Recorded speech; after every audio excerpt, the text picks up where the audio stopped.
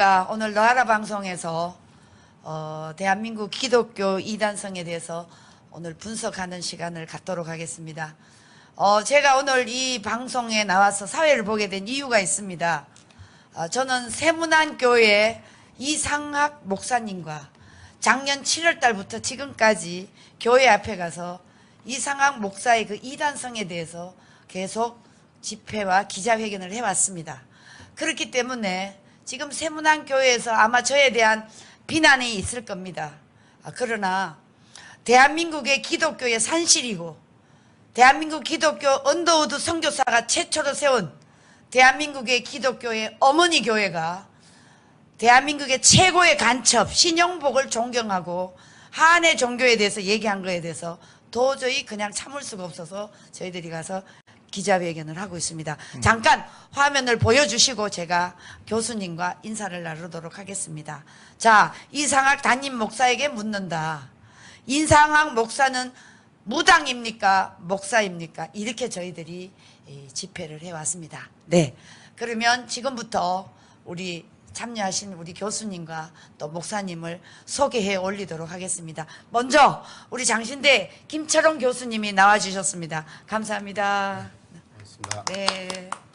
그 다음 우리 손은배 합동측 목사님 나오셨습니다. 네, 감사합니다. 그 다음에 대신교단의 김향주 목사님 나오셨습니다. 네. 그 다음에 또 우리 서요한 합동측 목사님 나오셨습니다. 네, 반갑습니다. 네. 자, 제가 오늘 이렇게 쟁쟁한 목사님과 교수님과 같이 이 대한민국의 기독교의 이단성을 하지 않으면 안 될 지금 대한민국의 절대절명의 기독교가 지금 무너져가고 있습니다. 그래서 오늘 참 우리 정말 귀한 우리 김철홍 교수님을 모시고 오늘 제가 질문을 던지면 잘 좀 대답을 해주시기 바랍니다. 교수님, 그 이상학 목사님이요, 그의 박사 논문에서 한국 교회에 퍼져 있는 죄의 감면 혹은 용서로서 구원과 그리고 빚입니다. 빚이 아니고 빚입니다. 혹은 죄책감으로서 죄의 전통적인 법정 비유, 언유가 어떤 의미 있는 방법으로 구원의 능력을 주지 않기 때문에 죄의 기본적인 유형은 죄의 법정의 이미지로부터 상처의 치유 이미지로 변화될 필요가 있다. 이렇게 이상학 논문에 지금 나와 있습니다. 따라서 기본적인 구원의 모델은 죄의 용서의 법정 이미지로부터 치유의 이미지로 변화될 필요가 있다. 이게 이상학 목사의 학위 논문에 있습니다. 신학적으로 이 글이 맞는지 정말 우리 김철홍 교수님께서 정말 답변을 듣고 싶습니다. 네, 반갑습니다. 먼저 말씀드릴 거는 제가 사실 세문안교회 출신이에요. 제가 그래요? 저희 처음이네. 부모님 때부터 이 교회를 다니셨고, 네.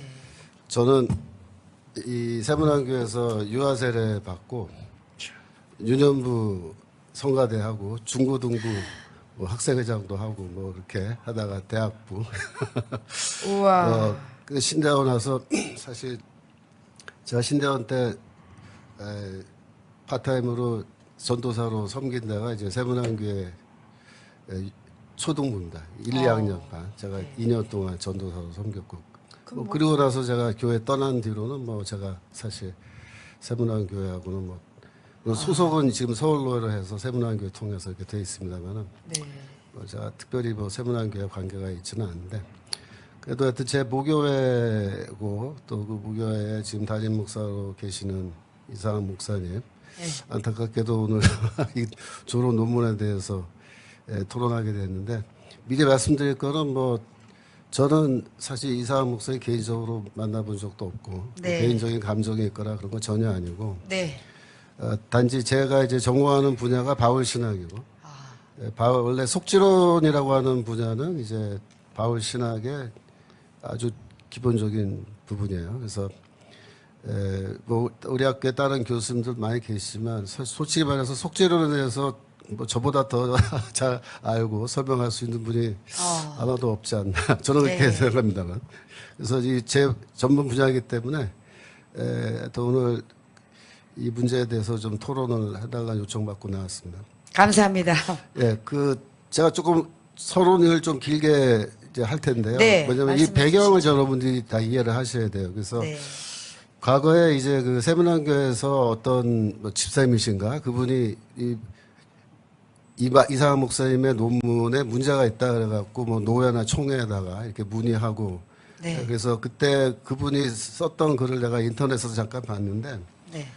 그분은 그 기독론에 문제가 있는 게 아니냐 그렇게 질문을 했어요. 네.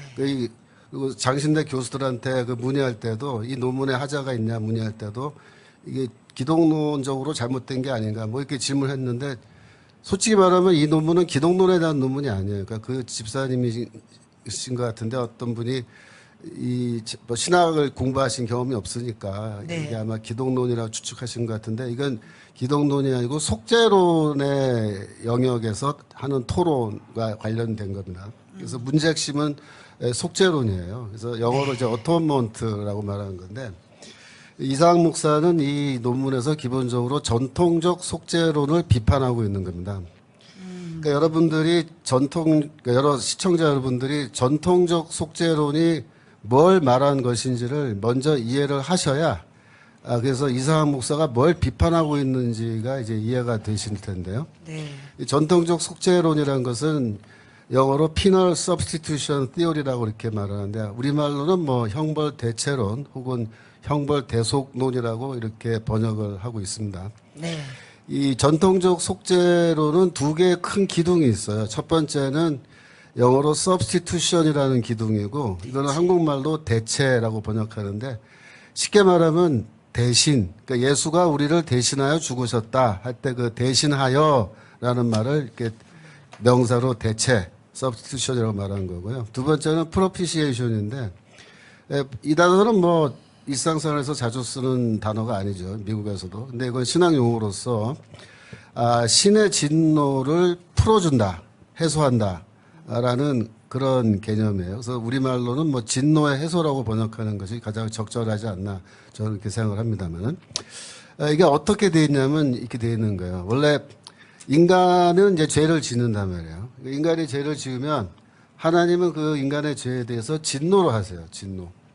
그래서 이 전통적 속죄로는 하나님의 진노라는 개념이 매우 중요합니다. 그래서 하나님의 그 진노를 하나님이 그때그때 우리가 죄를 지을 때마다 이렇게 막 내리시는 게 아니에요. 그렇게 했으면 다 죽고 아무도 살아남지 못해요. 네. 하나님이 이제 그때그때 진노를 내리시지는 않지만 결국 최후의 심판 때 앞에 가면은 우리가 평생 동안 지은 죄에 대한 모든 그 하나님의 죄에 대한 진노를 우리가 직접 받아야 돼요. 그래서 하나님의 진노를 경험하는 거를 뭐라고 말하냐면 형벌이라고 그렇게 얘기하는 겁니다. 형벌. 우리가 원래 그 형벌을 받아야 된다는 거예요. 최후의 심판 때. 그런데 이 형벌 대체론이란 건 뭐냐면 우리가 받아야 할 형벌을 예수 그리스도께서 십자가 위에서 우리를 대신하여 그 형벌을 받으셨다라는 겁니다. 그래서 첫 번째 개념이 이제 대체, substitution. 대신하여 받았기 때문에 대체라는 개념을 이제 속죄론에서 얘기하는 건데요. 그래서 하나님이 우리에게 이제 형벌을 내려야 되는데 예수에게 대신 내리셨는데 우리의 죄를 향하여 갖고 있는 하나님의 형벌이 만약에 100이라면 그 100이라는 진노를 십자가 위에 있는 예수에게 다 쏟아부어서 더 이상 하나님에게는 진노가 하나도 남아있지 않게 되었다라는 게 바로 두 번째 프로피시에이션의 개념입니다. 그러니까 진노가 완전히 사라졌다는 뜻이에요. 네. 만약에 이제 하나님이 우리의 죄를 향한 진노를 막 50%만 예수에게 내리고 나머지는 아껴놨다가 최후의 심판 때서 우리한테 내리면 우리는 그냥 끝장나는 거예요. 또 만약에 99%는 예수에게 내리고 1% 남겨놨다가 최후의 심판 때 우리에게 그 1%만 내려도 우리는 끝장나는 거예요. 예, 영원한 죽음이고 심판이야. 그래서 이게 전통적 속죄론인데 이 전통적 속죄론은 원래 초대교회 때부터 계속 이렇게 이어져 오던 건 아니에요. 이 네. 전통적 속죄론인 거는. 이거는 상당 기간 동안 이런 걸 잘 모르고 교회가 지내다가 종교개혁 이후에 이제 근대 사회에 와서 이제 신학적으로 이 전통적 속죄론이 이제 규명이 되고 밝혀져서 지금 현재 이것이 대부분의 크리스찬들이 알고 믿고 또 신학계에서 교육하고 있는 전통적 속죄론입니다. 이 전통적 속죄론을 지금 누가 가장 견고하게 갖고 있느냐 하면은 복음주의자들이 갖고 있어요. 그러니까 이벤젤리칼리스트라고 하는 미국의 복음주의 계열의 그런 신학자들이 이런 형벌 대속론, 피날 서브스티튜션 이론을 강력하게 아직까지 견지하고 있고 그렇게 하고 있는데 문제는 뭐냐면은 이제 전통적 속죄론에 대해서 비판하는 사람들이 등장한 거예요. 그래서 여러분 그 PPT 잠깐 보여주시면 네. 여러분들이 만약에 전통적 속죄론이 뭐냐 이걸 좀 알고 싶으시면 목회자들이나 이제 뭐 평신도들 중에서 한국말로 돼 있는 그래도 좀 읽기 쉬운 책은 두 권이 있어요. 첫 번째 거는 마틴 행겔이 쓴 책인데 아주 훌륭한 책입니다. 그래서 신약성서의 속죄론인데 저 책은 1부와 2부로 되어 있는데 1부는 그 헬라 로마 종교에서 그 제사를 드리면서 그때 사용된 용어들이 성경에서 사용되는 속죄론 용어와 비슷한 것들이 있는데 그게 사용된다라는 거를 설명하는 게 파트 1이에요. 그래서 그거는 여러분이 읽으실 필요 없고 파트 2를 읽으시면 되는데 그건 뭐냐면 구약성경과 신약성경의 속죄론입니다. 오른쪽에 있는 책은 저희 학교에서 교수들이 중심이 돼서 이제 쓴 책인데 저 책에 제가 쓴 논문이 하나 들어있어요.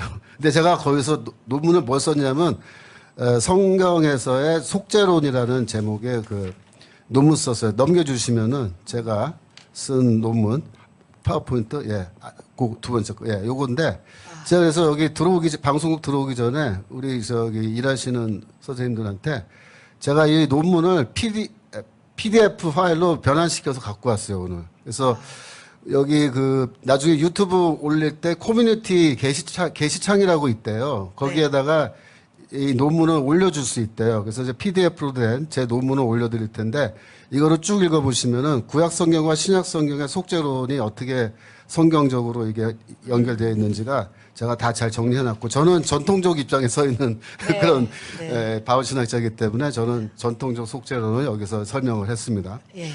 그런데 문제는 최근에 들어서 전통적 속죄론에 반대하는 학자들이 등장한 겁니다. PPT 넘겨주시면요. 대표적인 책이 이제 두 권이 있는데 첫 번째가 이제 The Lost Message of Jesus라고 해서 두 사람이 같이 썼어요. 근데 이제 스티브 차크라는 사람이 알란 맨이라는 사람이나 둘이 같이 썼는데 이제 스티브 차크라는 사람이 이제 중심이 돼서 이 책을 썼는데 이 사람이 뭘 주장했냐면 전통적 속죄론을 반대한 거예요. 그리고 오른쪽에 보면은 Recovering the Scandal of the Cross라는 책은 조엘 그린이라는 사람과 마크 베이커라는 사람이 썼는데 이 책도 똑같은 거예요. 근데 비슷한 시기에 두 개의 책이 나왔는데 이 사람들은 그러면 왜 전통적인 속죄론을 반대하느냐 그 책의 내용을 제가 잠깐 소개를 하자면 이런 겁니다. 첫 번째로 전통적 속죄론은 너무나 폭력적이라는 거예요.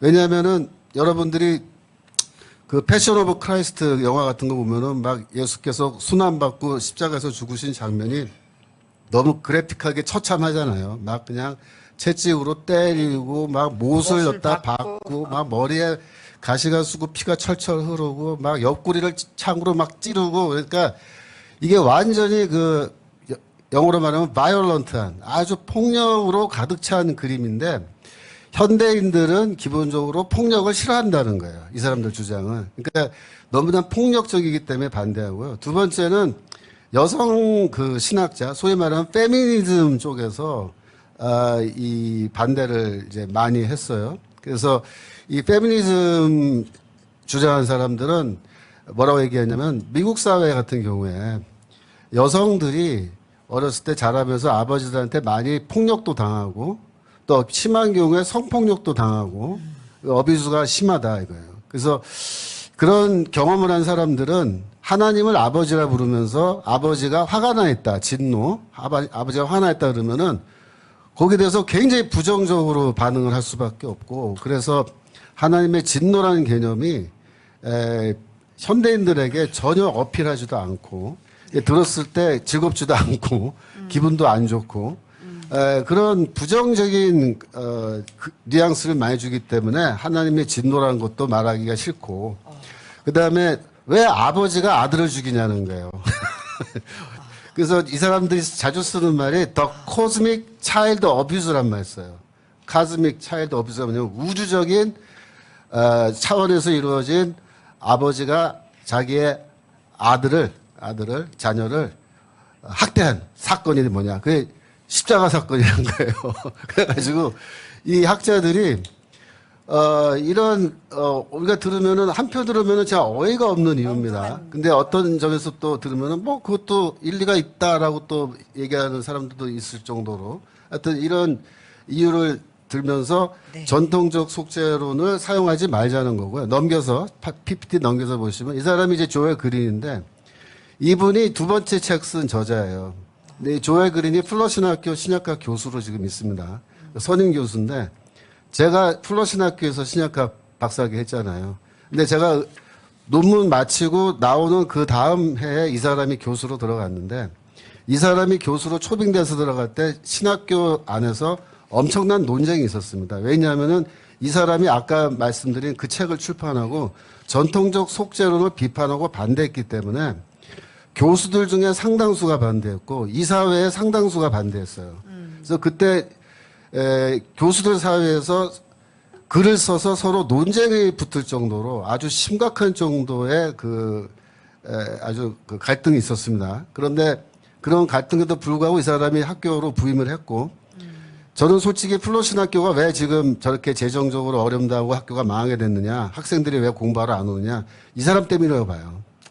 이런 사람이 학교에 교수로 와서 지금 신학학 선임 교수로 가르치고 있으니까 미국 교회에서 신학생들을 플러신학교에 안 보내는 겁니다. 쉽게 말하면. 그래서 학생이 안 와서 지금 재정적으로 압박받아서 뭐 캠퍼스를 파니 많이 그딴 소리 하고 있는데 참 네. 안타까운 상황인데, 이제 이런 사람이 사실 복음주의 신학교에 와 있는 게 상당히 이제 문제가 되는데 이제 와 있다라는 겁니다.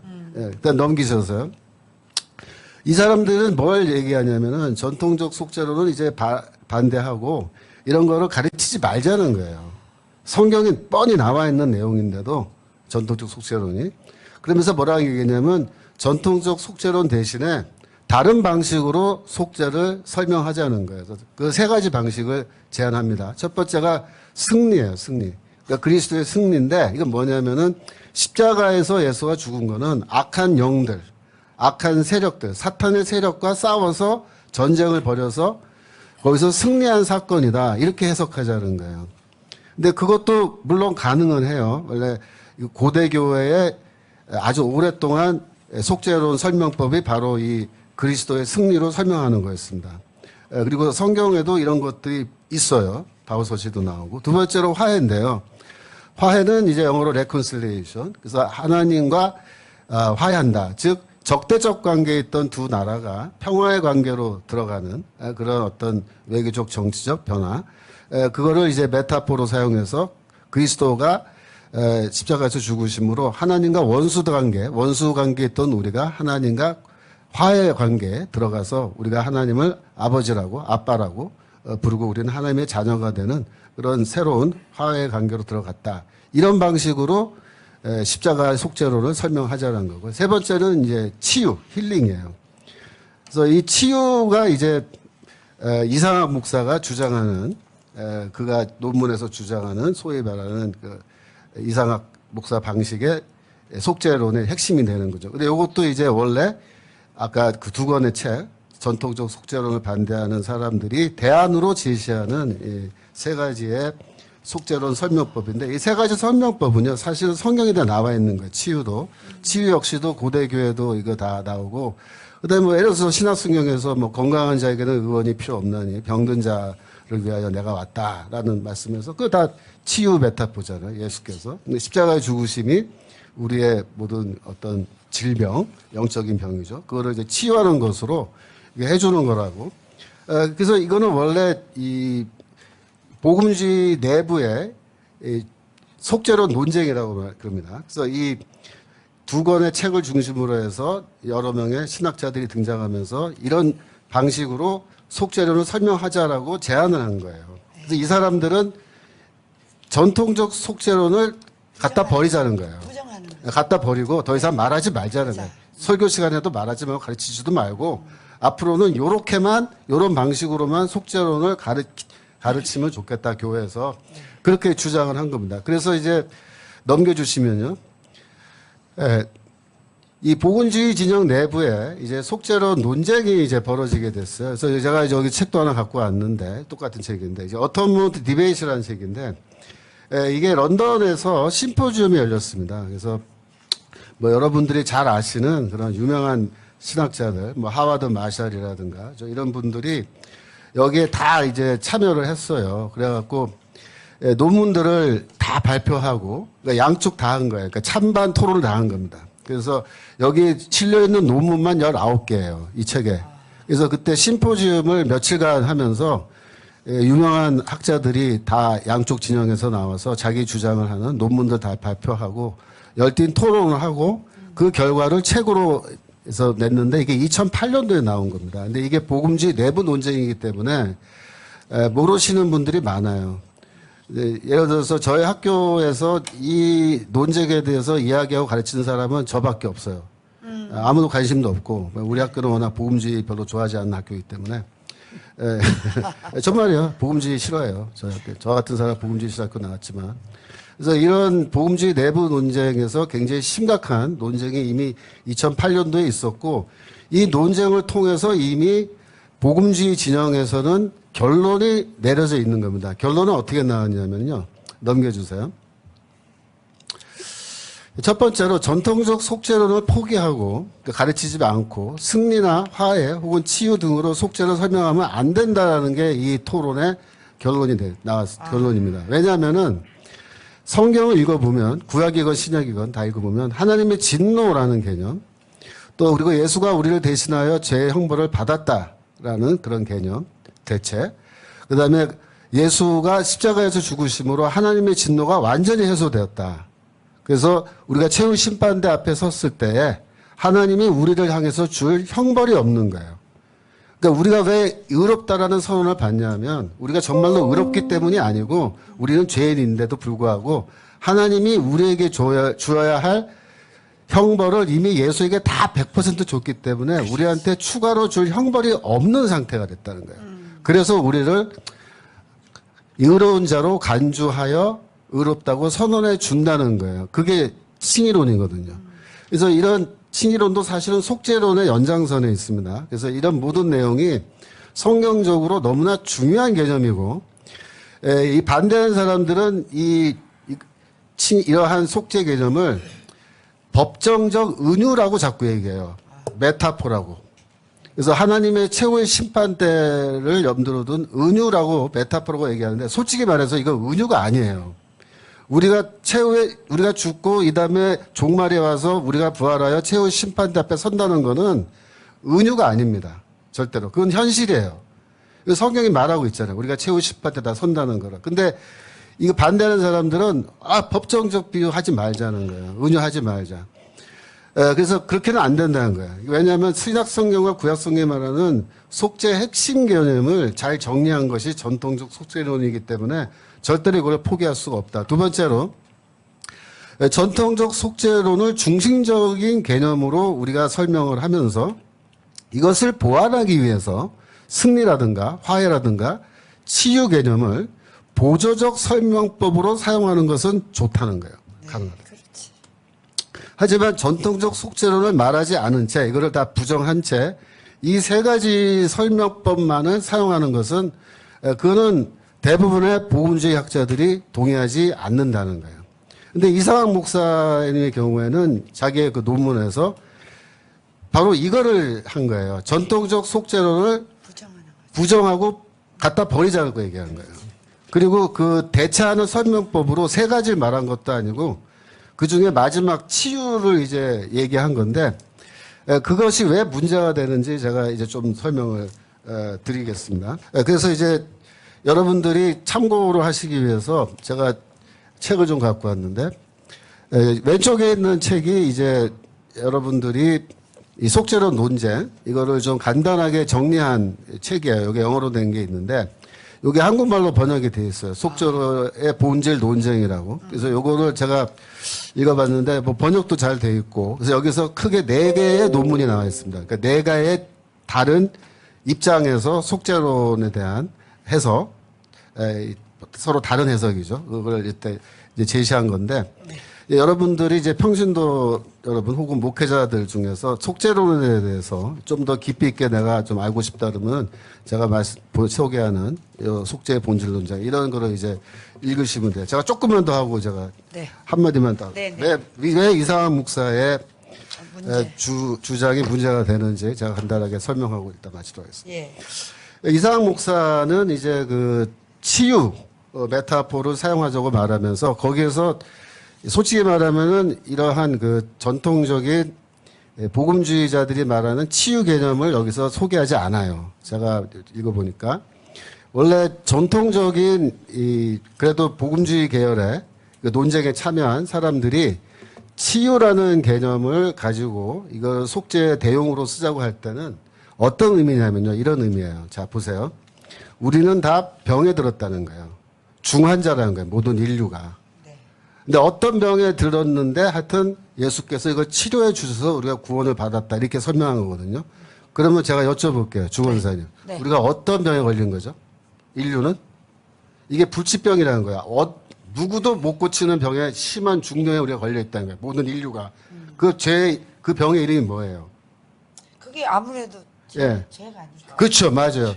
죄라는 질병이에요. 그렇죠. 죄라는 병이고 죽음이라는 병이에요. 그러니까 죄와 죽음이라는 병이 원래 인류가 안고 있는 가장 근본적인 딜레마고 이 문제를 해결하기 위해서 예수가 십자가에서 죽으셨고 그래서 우리가 죄라는 병, 죽음이라는 병에서 치유가 됐다. 이렇게 설명하는 거예요. 이거는 루터도 그렇게 설명해요. 루터도 모든 인간은 죄인이면서 의인이다라는 말을 할 때 그 다음에 하는 말이 뭐냐면 모든 인간은 다 병자이면서 건강한 자다. 그렇게 얘기해요. 똑같은 말이에요.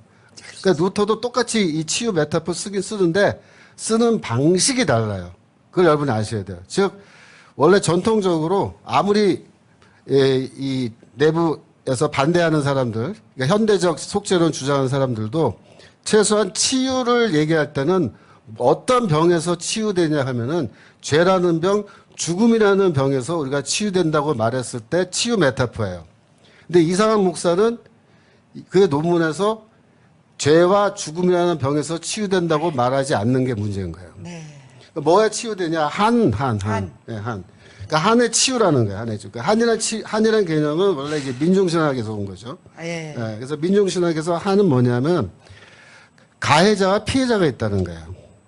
그래서 가해자는 죄를 지었고 피해자는 그걸 위해서 피해를 당해서 피해자는 그 마음속에 계속해서 그 가해자로부터 억울하게 당한 게 쌓여가지고 네. 이게 한이 쌓였다는 거야, 한이.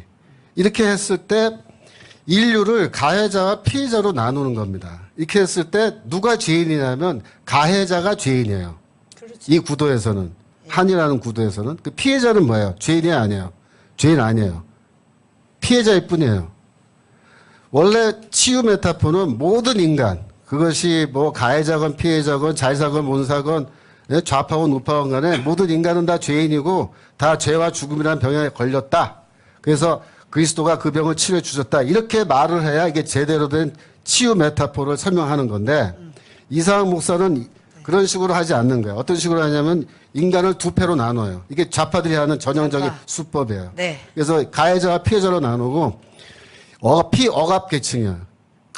피해자들. 피해자. 피억압계층. 그러니까 민중신학에서 말하는 민중은 피억압계층인데 하도 억압당하고 정치적 억압, 경제적 핍박을 당해가지고 이 사람들은 한이 쌓였는데 그 한을 풀어주는 거야. 그 한풀이죠, 한풀이. 네. 그 한을 풀어주는 것이 뭐다? 그것이 구원이라는 거예요. 그래서 예수는 십자가에서 왜 죽었느냐?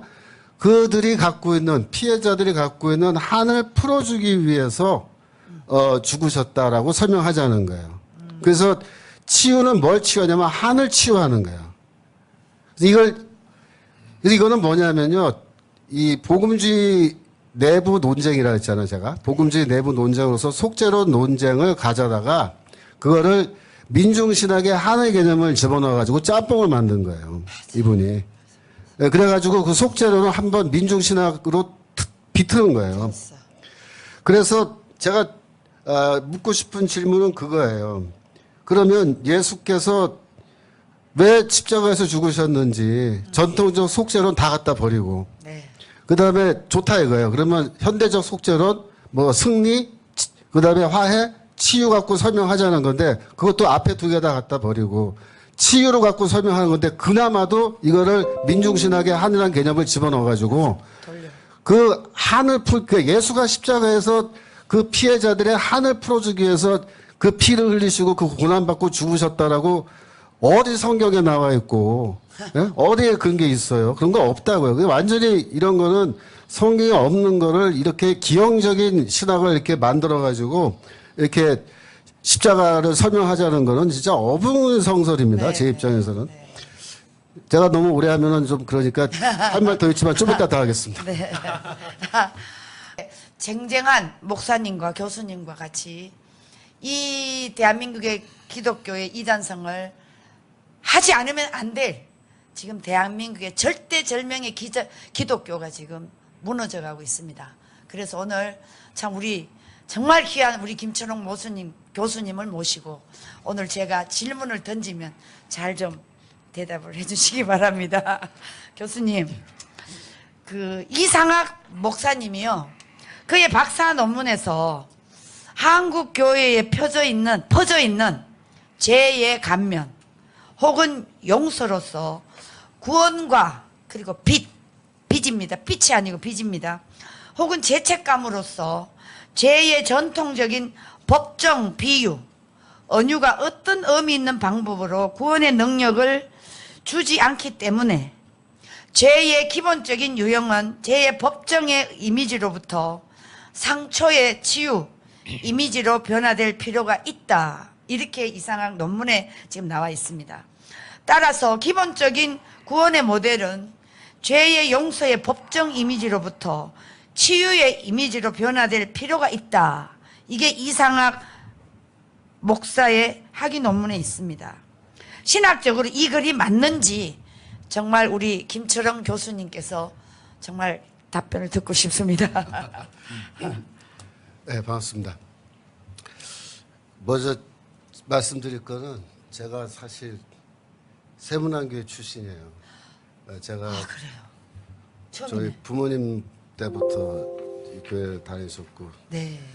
저는 이 세문안교회에서 유아세례 받고 유년부 성가대 하고 중고등부 뭐 학생회장도 하고 뭐 이렇게 하다가 대학부 우와. 그 신대원 와서 사실 제가 신대원 때 파타임으로 전도사로 섬긴 데가 이제 세문안교회 초등부입니다. 1, 2학년 반. 제가 2년 동안 전도사로 섬겼고 뭐 그리고 나서 제가 교회 떠난 뒤로는 뭐 제가 사실 세문안교회하고는 뭐 소속은 지금 서울로를 해서 세문안교회 통해서 이렇게 돼 있습니다만은 네.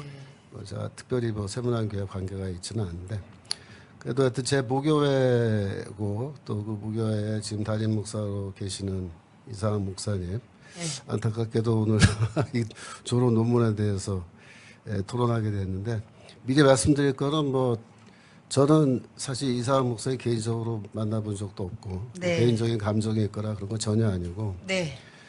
단지 제가 이제 전공하는 분야가 바울 신학이고 원래 속지론이라고 하는 분야는 이제 바울 신학의 아주 기본적인 부분이에요. 그래서 뭐 우리 학교에 다른 교수님들 많이 계시지만 솔직히 말해서 속지론에 대해서 뭐 저보다 더 잘 알고 설명할 수 있는 분이 아마도 없지 않나 저는 그렇게 네. 생각합니다만 그래서 이 제 전문 분야이기 때문에 또 오늘 이 문제에 대해서 좀 토론을 해달라는 요청받고 나왔습니다. 감사합니다. 예, 그 제가 조금 서론을 좀 길게 이제 할 텐데요. 네, 왜냐하면 이 말씀해 배경을 여러분들이 다 이해를 하셔야 돼요. 그래서 네. 과거에 이제 그 세문안교에서 어떤 뭐 집사님이신가 그분이 이상한 목사님의 논문에 문제가 있다 그래갖고 뭐 노회나 총회에다가 이렇게 문의하고 네. 그래서 그때 그분이 썼던 글을 내가 인터넷에서 잠깐 봤는데 네. 그분은 그 기독론에 문제가 있는 게 아니냐 그렇게 질문을 했어요. 네. 그리고 장신대 교수들한테 그 문의할 때도 이 논문에 하자가 있냐 문의할 때도 이게 기독론적으로 잘못된 게 아닌가 뭐 이렇게 질문했는데 솔직히 말하면 이 논문은 기독론에 대한 논문이 아니에요. 그러니까 그 집사님이신 것 같은데 어떤 분이 뭐 신학을 공부하신 경험이 없으니까 네. 이게 아마 기독론이라고 추측하신 것 같은데 이건 기독론이 아니고 속죄론의 영역에서 하는 토론과 관련된 겁니다. 그래서 문제 핵심은 속죄론이에요. 그래서 영어로 이제 어토먼트라고 말하는 건데 이상학 목사는 이 논문에서 기본적으로 전통적 속죄론을 비판하고 있는 겁니다. 그러니까 여러분들이 그러니까 여러 시청자 여러분들이 전통적 속죄론이 뭘 말한 것인지를 먼저 이해를 하셔야 그래서 이상학 목사가 뭘 비판하고 있는지가 이제 이해가 되실 텐데요. 네. 이 전통적 속죄론이라는 것은 영어로 penal substitution theory라고 이렇게 말하는데 우리말로는 뭐 형벌 대체론 혹은 형벌 대속론이라고 이렇게 번역을 하고 있습니다. 네. 이 전통적 속죄론은 두 개의 어떤 의미 있는 방법으로 십자가 사건이 효과적인 구원에 모형이 되지 못한다라는 주장을 했는데 네. 좋은 모형이 되지 못하는 게 아니라 아주 좋은 구원의 길이 됩니다. 아까 이제 밀양 얘기를 조금 더 이어서 해볼게요. 똑같은 케이스니까. 네. 전도연이 아주 깊은 과격한 고통을 당했죠, 그죠? 네. 네, 아들 그래서 죽었으니까. 그 찾아가서 신방 가서 살인범한테 더 심한 고통 또 한 번 또 당했죠. 네. 자, 그러면 해결책은 뭐죠? 어떻게 하면 그 한을 풀 수 있나요? 자, 한을 푸는 방법이 사실은 성경에 나와 있어요. 네. 여러분, 전도연이라는 그 영화 속 주인공은 초신자이기 때문에 그걸 잘 몰라요. 그래서 용서의 길을 모르는 거예요. 근데 용서의 길이 원래 이게 또 구원의 길이에요. 여러분 세상에 전도연 그 영화 속의 전도연보다 더 억울하고 힘든 일 당한 사람 얼마든지 더 많이 있습니다. 그럼에도 불구하고 하나님께서 그런 사람들을 다 구원으로 인도해 주실 때 어떻게 주시냐면은 첫 번째로 전도연이라는 사람이 그 피해자, 한을 갖고 있는 피해자도 어느 순간에 가면요. 아, 나도 죄인이구나 하는 걸 깨닫게 돼요. 네. 그래서 구원의 첫 번째 단추는요. 항상 내가 피해자다. 나는 한에 갇혀서 이거 삭히지 못하겠어. 그래서 그래 너 피해자야. 너 한에 푹 빠져있고 너 못 사겨. 그렇게 하면요. 그 사람을 구원의 길로 인도 못해요. 목회자가 신학자가 그 사람을 구원의 길로 인도하려면 어떻게 되냐면 첫 번째 그런데 그 사람만 죄인이 아니고 너도 죄인이야. 다시 말해서 가해자만 죄인이 아니고 하나님 앞에서는 피해자도 다 죄인이에요. 네. 우리가.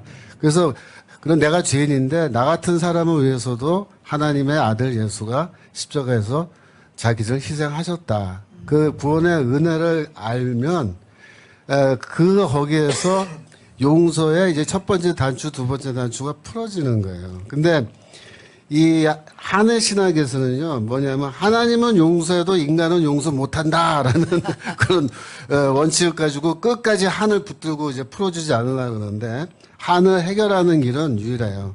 용서의 길로 가는 겁니다. 복음은 뭐냐면은 아무리 나에게 악한 일을 행하고 내가 너무나 큰 피해를 당했다 하더라도 맞아요. 내가 그 사람을 용서하는 거예요. 왜? 하나님이 나를 용서했는데 네. 아들을 희생까지 하시면서 내가 이 사람은 왜 용서 못하냐. 그래서 그걸 용서하는데 네. 가해자가 나를 찾아와서 무릎을 꿇고 빌면서 내가 잘못했다고 사과를 하면 용서하고 사과를 안 하면 용서 못하는 게 그게 성경과 기독교가 말하는 용서입니까? 아니에요. 아니죠. 성경이 말하는 용서는요. 에베소서 4장 26절. 에베소서 4장 26절. 에베소서 4장. 예. 거기 4장 26절. 분을 내어도 죄를 짓지 말며 해가 지도록 분을 품지 말고 마귀로 틈을 타지 못하게 하라라는 요 말씀의 핵심이 있어요. 네. 이 한을 갖고 진짜 분노 속에서 전도연 같이 그렇게 살면요. 지옥에서 사는 거예요. 하루하루의 삶이. 그때 이제 마귀가 침투해서요. 우울증 빠지게 하고 결국 자살하게 만들어요. 이게 복음은 뭐냐면은 이거예요. 네가 그런 일을 당한 거는 맞는데 하나님의 너에게 주신 용서의 은총을 생각하고 너도 그 사람 용서하는데 용서는 뭐냐? 보복할 권리를 포기하는 거다. 저희 플러신학교 심리학과 교수가 내린 정의예요. 제가 수업 시간에 들었는데 하도 내가 기억에 남아서 말씀드렸는데 용서는 뭐냐면 보복할 기회가 왔는데도 보복하지 않을 것을 내가 미리 결정하고 보복할 권리를 미리 포기하는 거예요. 그게 뭐냐면 미리 용서하는 거예요. 그 사람이 나한테 사과하지 않아도 내가 마음속에 나한테 사과로 오기만 해봐. 그냥 내가 따귀를 때리면서 내 아들 왜 죽였어? 그러면서 이제 내가 한번 보복을 해야지. 그게 아니고 마음속으로 결심한 거예요. 보복할 권리 다 포기하고 나는 하나님 용서의 은총 안에서 난 널 용서했다. 그래서 그 사람이 무슨 말을 하건 그래 잘하셨네요. 복음을 믿어서 구원 받으셨더니 저도 기쁩니다. 아멘. 계속 예수 잘 믿으시고 좋은 성도 되셔서 천국 가서 만납시다. 이렇게 말하는 게 제대로 된 성도. 그게 뭐예요? 그게 진짜 한풀이에요. 이 한풀이는 정통한 우리 속죄론, 그죠? 속죄론을 기초해서 이게 가능한 것이지 무슨 뭐 하늘 삭히고 어쩌고 그래가지고 이게 한풀이가 되는 게 아닙니다. 거기에 구원이 없어요. 제가 덧붙여서 한 가지만 더 말씀드리는데요. 네. 저는 사실 통합측 목사고 교수잖아요. 근데 저희 통합측에 좀 문제가 있어요. 통합측 문제는 뭐냐면 저희는 통합측 신학이라 그래서 네. 스탠다드라는 게 없습니다. 그러니까 저는 사실 이 총신이나 고신이나 이 합신이나 이런 보수 교단을 이렇게 보면은 좀 부러운 게 그거예요. 그런 교단은 최소한 어느 정도의 기준이 있어요. 신학의 기준. 그래서 그 기준을 벗어나면 안 돼요. 교수들이. 그래서 학교 안에서도 그 기준을 벗어나는 내용으로 강의하면은 쫓겨나요. 근데 저희 학교는요 그런 게 없어요. 기준이 없고. 말씀. 예, 어떻게 뭐가 기준이냐면 저희 통합 측은 아주 오른쪽, 아주 극우 또 극좌신학 양쪽으로 가지 않고 그 중간에서 이렇게 신학을 하는 한 다 신학이다 그렇게 돼 있어요. 근데 최근의 경향은 계속해서 그 경계선이 왼쪽으로 가고 있는 거예요. 저 통합측은 오른쪽으로는 가지 않아요. 계속해서 이 기준이 왼쪽으로 옮겨지고 있는데 그래서 과거에는 이거는 더 이상 말하면 안 된다라고 생각했던 게 이제는 괜찮은 상태까지 해버린 거예요. 그러니까 이상한 목사님의 그 논문을 예를 들어서 저희 학교 어떤 교수님들에게 주고 이 논문이 뭐가 문제 있는지 확인해 봐라 그러면요. 결론은 뻔해요. 문제 없다예요. 왜냐하면 신학이라는 이름 안에서 뭐 우리가 보기에 할 말 못할 말 다 해도 그것도 신학이지 이렇게 되는 거예요. 제가 이렇게 말하니까 어떤 분이 그래요. 그래서 최소한 성경적 기준은 있지 않겠느냐. 그렇죠. 근데 어떻게 되냐면 성경도요. 해석의 방식이나 해석의 관점이 틀려요. 그래서 저처럼 전통적인 관점에서 성경 읽고 해석하는 학자도 있고 정반대 입장에서 성경 읽고 하는 사람도 있을 수 있는데 그러면 내가 이렇게 비판하면 저한테 뭐라 하냐면 야 김초롱이 너는 왜 네가 성경 읽는 너의 해석 방법만 옳다고 주장해. 저 사람은 왜 틀렸다고 너만 옳냐? 이렇게 따질 거라고 분명히. 그게 뭐냐면요. 이게 신학에서도요. 이제 상대주의예요. 상대주의. 절대적 진리는 없고 진리는 모두 다 상대적이다. 이렇게 돼버린 거예요. 그러니까 이상한 목사님 같은 분이 저런 논문을 쓰고 그래도 저희 통합축교단에서는 대부분의 목사님들이나 대부분의 신학자들이 그것도 신학이고 그렇게 할 수도 있는 거지. 뭐 그거 가지고 틀렸다 맞았다 뭐 이단이나 아니나 그런 말 하느냐라고 얘기를 하는데 저는 그런 점에서 굉장히 저희 교단이 염려스러워요. 앞으로 미래가. 왜? 스탠다드가 없이 앞으로 누가 와서 무슨 말하건 그것도 다 신학이고 그것도 다 올바른 관점이라고 말할 것 같으면 이제는 진리는 다 무너지고요.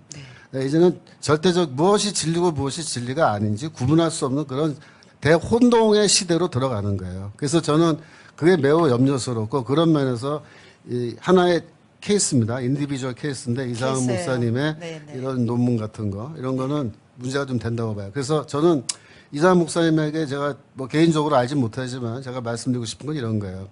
그냥 전통적 속재료를 다 인정하시고, 그죠? 네. 나도 그거 인정한다라고 인정하시고, 그걸 인정하는 선에서 보완적인, 보조적인 설명 방법으로 뭐 치유 이런 거를 나는 얘기한 거다.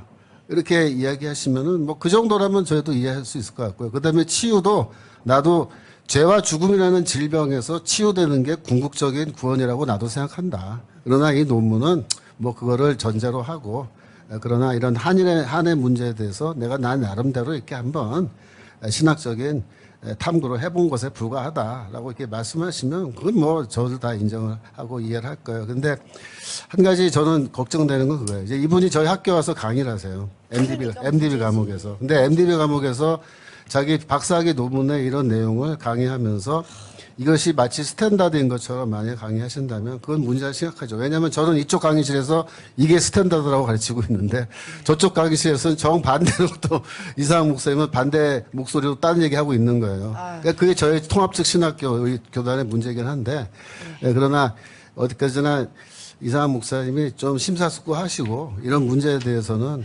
나도 전통적인 견해를 존중한다라고 밝혀주시면은 참 좋을 것 같아요. 네. 자.